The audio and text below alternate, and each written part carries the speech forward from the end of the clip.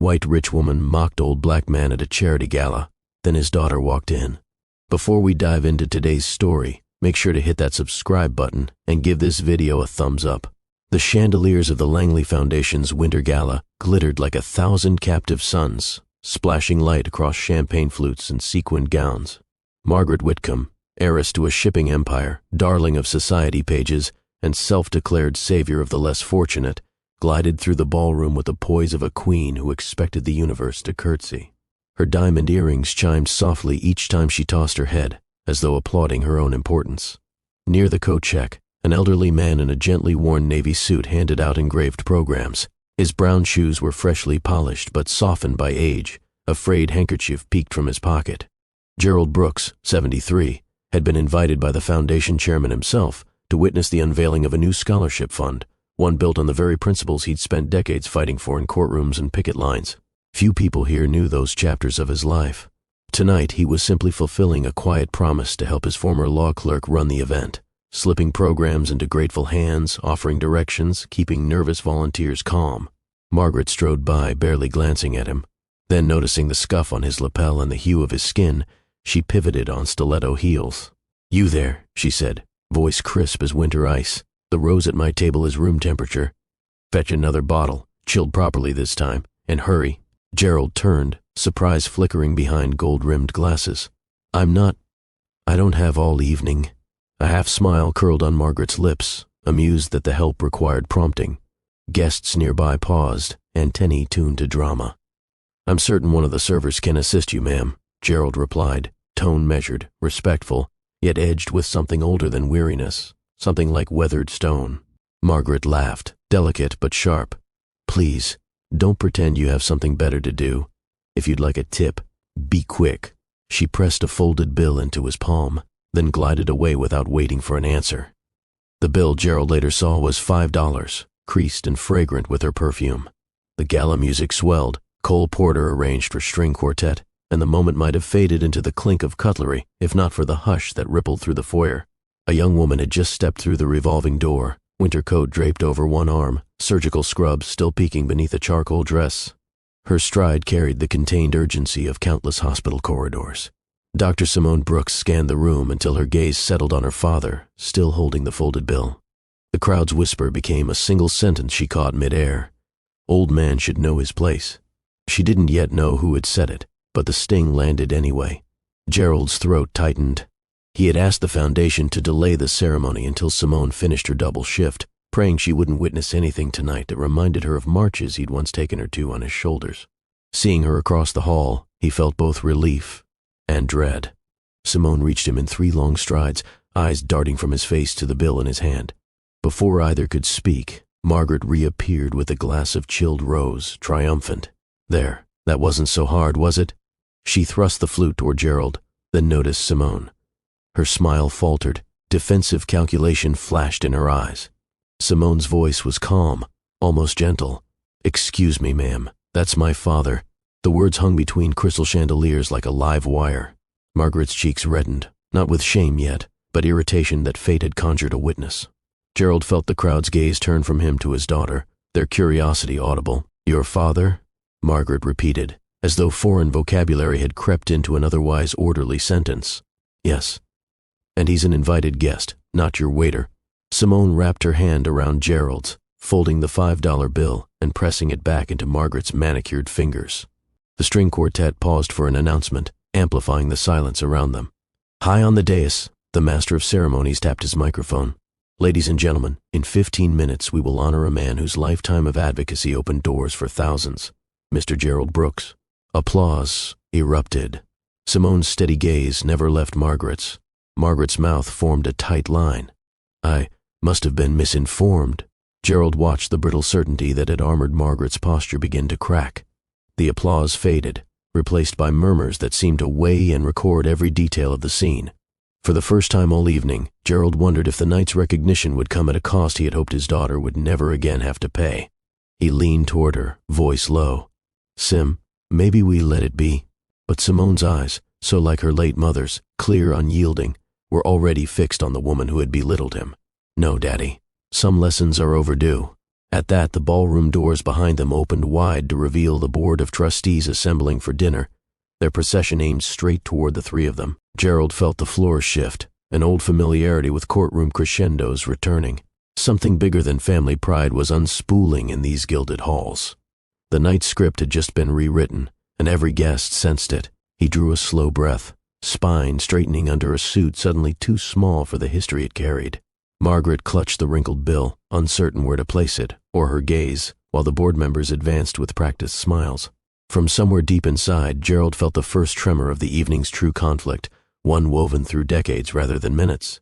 And as Simone slipped her arm through his, he realized she was steadying him not from frailty, but for what was coming next.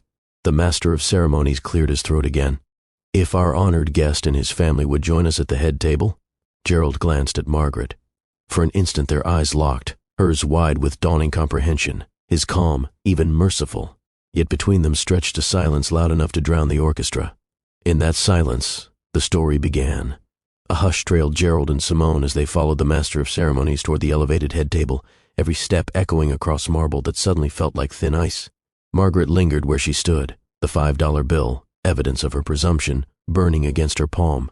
Her cheeks prickled, but the sensation was less shame than panic. Reputations in this orbit rose and fell on perception, not truth, and the crowd's perception had just pivoted. She scanned the ballroom for allies. Rupert Kingsley, venture capitalist, occasional escort at charity luncheons, caught her eye with a sympathetic shrug. But distance stretched between them, all velvet ropes and unfriendly stares. Margaret realized she would have to approach the head table alone. While servers replaced salad plates with artfully stacked entrees, Simone guided her father to the seat marked with an elegant gilt card. Mr. Gerald Brooks, Founding Council, Horizon Justice Initiative. Gerald's brows lifted. He hadn't known the Foundation planned to reveal his role in the new initiative tonight. Simone squeezed his hand. She had lobbied the board herself, insistent that her father's quiet decades of work be named, not merely hinted at. "How did you pull this off?" he whispered. "I reminded them why the scholarship mattered, and who taught them that." Her smile flickered, pride mixed with something heavier. Across the table, the Foundation chairman, Helen Zhang, rose for her toast. "Tonight we celebrate not only generosity of pocket, but generosity of spirit. When I clerked at the Southern District Court, my mentor kept a photograph on his desk, a young lawyer in a rumpled suit. Arguing before the Fifth Circuit, county records rolled under his arm because the clerk's office had refused to copy them for him. That lawyer won the case that day. His name was Gerald Brooks." Polite applause became thunder when Gerald stood, cheeks darkening beneath salt-gray stubble. He offered a modest bow. Somewhere near the back, Margaret felt the room tilt again, as if the Gala's center of gravity had shifted from her diamonds to that humble nod. Yet Simone wasn't finished. When Helen beckoned her to the podium for a few words, she swept the room with the calm of someone who has steadied hands over open chests and beating hearts. "And my father never accepted the myth that dignity can be given or taken by wealth," she began. "He believes dignity is inherent. Recognizing it in others is what makes us human." Margaret's chest tightened. Each sentence was a mirror. In its reflection, she saw herself instructing Gerald to fetch wine, heard the brittle tone she'd assumed everyone accepted as normal. She could almost feel the stem of the glass in her fingers again, the weight of her entitlement as real as crystal. Simone continued, telling of nights when their power had been cut because Gerald poured every dollar from his non-profit salary into bail funds. Of Saturdays spent cleaning vandalized community centers so children could read in safety.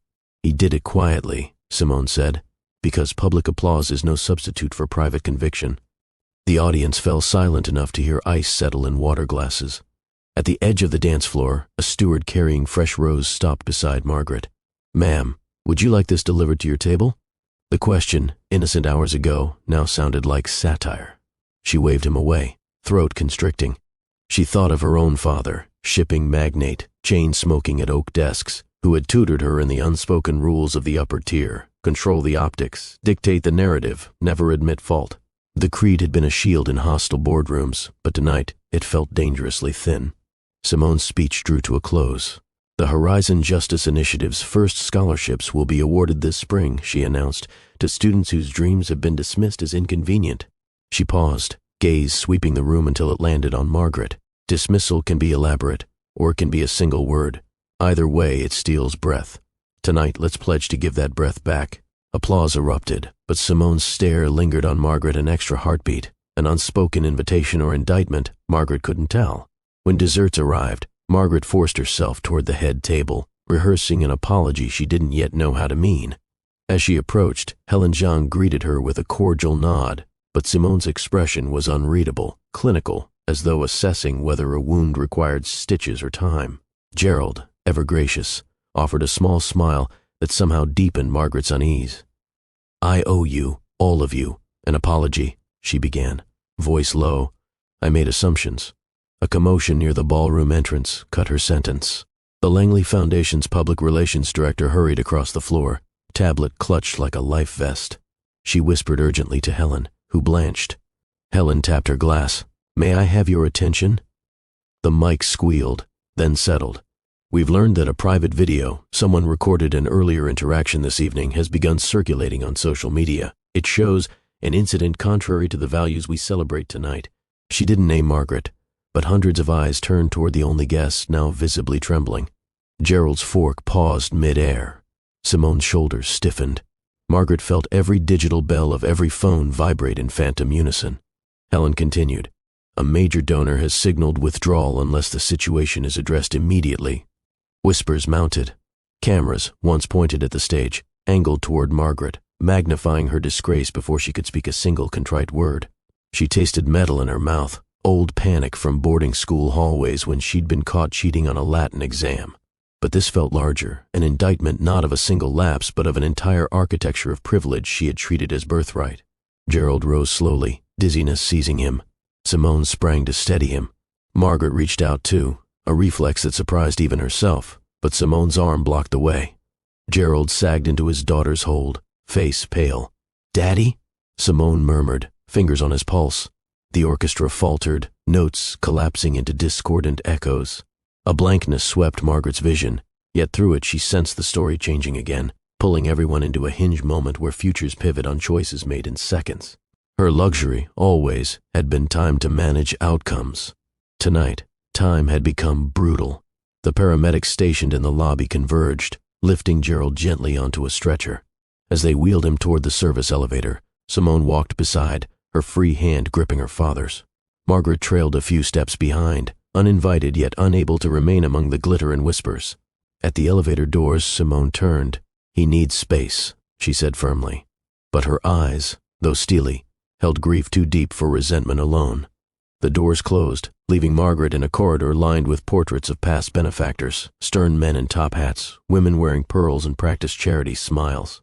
She realized she'd joined their ranks in the worst way, a cautionary tale caught in pixels. Behind her, Helen's voice crackled over unseen speakers, attempting to regain control of the gala. In front of her, the elevator lights blinked, ascending to floors where judgment waited in the quiet beeps of hospital equipment.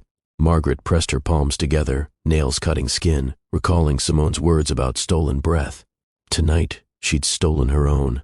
And now, only truth, raw, unvarnished, might give it back. Fluorescent lights replaced chandeliers, antiseptic replaced sandalwood perfume. On the 12th floor of St. Anne's Hospital, Gerald lay tethered to monitors, every bleep announcing another stubborn heartbeat. Simone watched the rhythm like a symphony conductor, attentive, attuned, but powerless to change tempo. Margaret hovered at the door, coat draped over one arm, designer heels absurd against scuffed linoleum. Security had allowed her up only after Simone nodded, silent permission. Now she hesitated. Unsure whether her presence offered comfort or intrusion, Simone sensed her and turned. "Stress-induced syncope," she said, clinical clarity masking tremor. "He'll be all right once his pressure stabilizes." "I'm relieved," Margaret whispered, surprised at the sincerity in her own voice. She approached the bed's foot, eyes on Gerald's face, aged grooves carved by years, not minutes. His eyelids fluttered. He opened them fully, pupils adjusting, and managed a dry smile. "Ms. Whitcomb." Simone stiffened, but Gerald gestured faintly. "It's all right, baby girl. Let her speak." Margaret's throat closed, words lodged behind old defenses. She had drafted half a dozen statements in her mind, strategic remorse, brand salvage, but none fit this room's stark white honesty. "I wronged you," she finally said, surprising herself by blinking back tears. "Not just this evening. I've spent a lifetime assuming the world would tidy itself around me. I'm sorry." Gerald regarded her with a weariness that was not unkind. Apologizing to me is easy. What will you do for those who don't stand at podiums? The question cracked something open inside her, deeper than embarrassment. She thought of her mother, who'd hosted galas for children's hospitals but never visited the wards, of her own social media feeds filled with curated altruism. Before she could answer, a nurse entered with lab results. Simone skimmed them, sighing with relief. He's stable. I'll keep him overnight for observation. She squeezed Gerald's hand. He squeezed back, frail but deliberate. Margaret stepped into the hallway, while Simone arranged paperwork. A muted television above the nurse's station replayed footage from the gala, Margaret's command, Gerald's polite refusal, the $5 bill. The anchor's voice floated down the corridor, dissecting privilege in prime time. She shut her eyes, remembering her father lecturing 12-year-old Margaret after she mocked a gardener's accent. You carry my name. Act like it. The lesson had been about image, not empathy. She'd learned it well. But Gerald's question, what will you do, demanded a different answer. Simone joined her outside Gerard's room. The board voted to postpone the rest of the gala, she said. 2 sponsors withdrew. Margaret nodded. I'll cover the shortfall. Money is part of it, Simone replied, but not the point. Her gaze softened. However, my father would say repair requires action, not just sentiment. Margaret studied Simone's face, strength built from nights stitching flesh and days dismantling bias. Teach me then. Simone's jaw tightened. It's not my job to educate you. I know, Margaret whispered, but I'm asking anyway. Silence pulsed between them, broken by elevator chimes down the hall. Finally, Simone spoke, voice even. Tomorrow morning, the Horizon Justice Initiative has an intake clinic, pro bono consultations for tenants facing illegal evictions. Most of our volunteers are law students. We could use someone who understands property codes. Margaret blinked. I'm not a lawyer, but your company's legal team is. Bring them. And stay the whole day, not for cameras. She inclined her head toward Gerald's room. Do it for him, and for yourself. Margaret swallowed, then nodded. I will. They re-entered the room. Gerald watched their faces, discerning the shift. Good, he murmured. Bridge work takes more than architects. Needs bricklayers willing to carry weight. The next morning, headlines screamed, Heiress confronts class bias after viral video. Paparazzi camped outside St. Anne's, but Margaret slipped out a side door into drizzling gray, hair pulled back, manicure chipped. At the legal clinic downtown, fluorescent bulbs buzzed over folding tables stacked with documents, nothing like the gala's diffused candlelight. Simone greeted her with curt nod, then pointed to a queue of anxious tenants clutching eviction notices. Start there. Listen before you speak. Margaret sat with Mrs. Diaz, a grandmother whose landlord had switched locks. She listened, really listened, to the tremble in the woman's Spanish lilted English. An associate from Whitcomb Shipping's legal arm joined by video call, guiding Margaret through city statutes. By lunchtime, they drafted an emergency relief filing. Hours passed.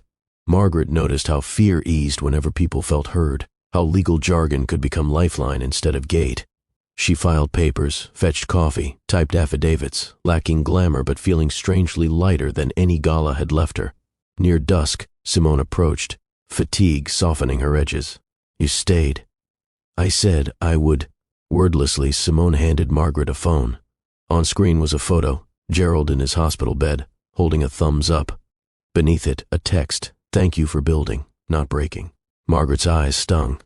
Outside, traffic rumbled. Inside, an odd peace settled, unsteady but real. Then Simone cleared her throat. There's one thing more. The recording from last night, it'll linger. The Foundation can't pretend it didn't happen. I don't want them to, Margaret replied. If they'll let me, I'll address it publicly. But not with excuses.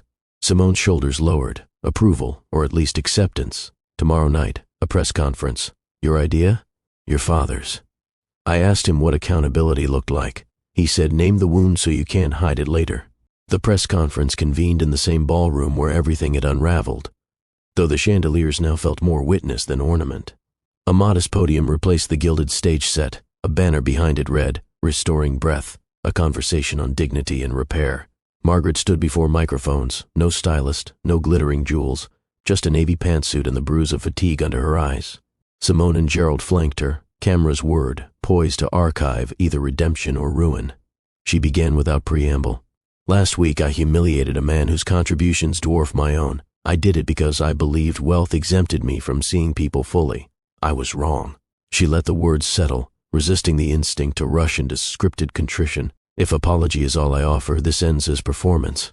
So today I'm announcing the Whitcomb Foundation will transfer $10 million, roughly the value of my annual bonus, into a trust governed jointly by the Horizon Justice Initiative and tenant rights organizations chosen by Mr. Brooks." Gasps, followed by rapid shutter clicks.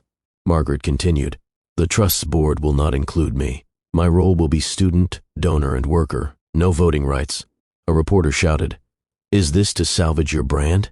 "I don't know if my brand is salvageable," she answered. "That's no longer my goal." Gerald stepped forward, leaning on a cane Simone had fetched from his apartment. His voice, though soft, commanded the room. "Wealth itself isn't poison," he said. "Indifference is. Tonight we choose whether to trade indifference for investment in each other." Across the ballroom, foundation donors listened, some nodding, some bristling, but all undeniably moved. Cameras captured Gerald reaching into his pocket and pulling out a familiar object, a creased $5 bill. He unfolded it, smoothing the wrinkles, then pressed it into Margaret's hand.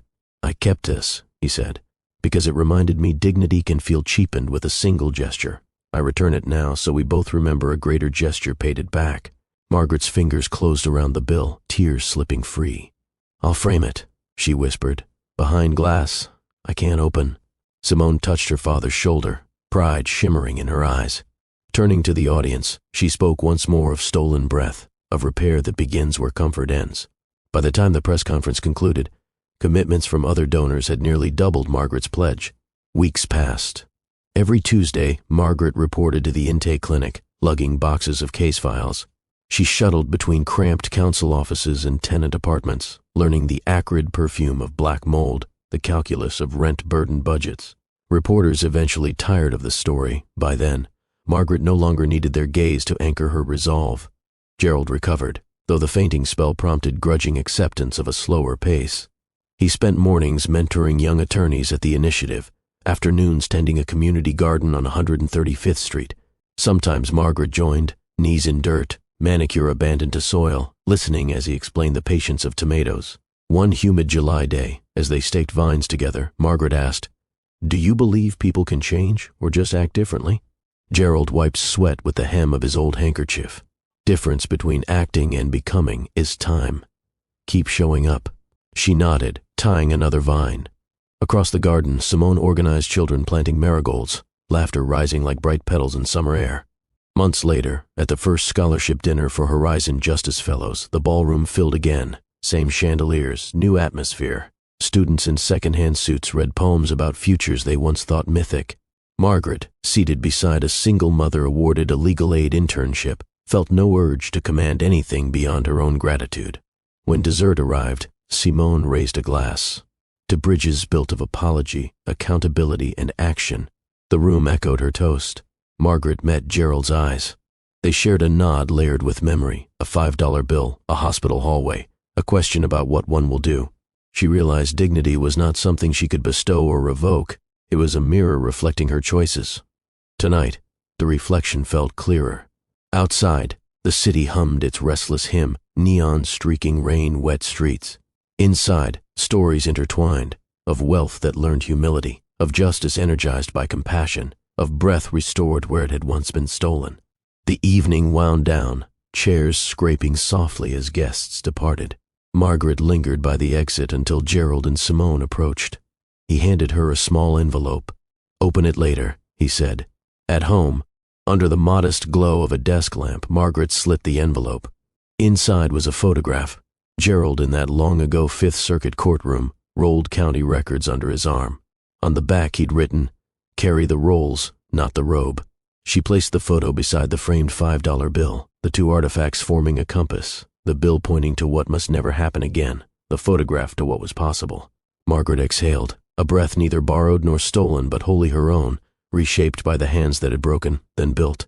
Outside her window, dawn began to pink the horizon, and somewhere in the city, vines of summer tomatoes stretched a little taller toward the light.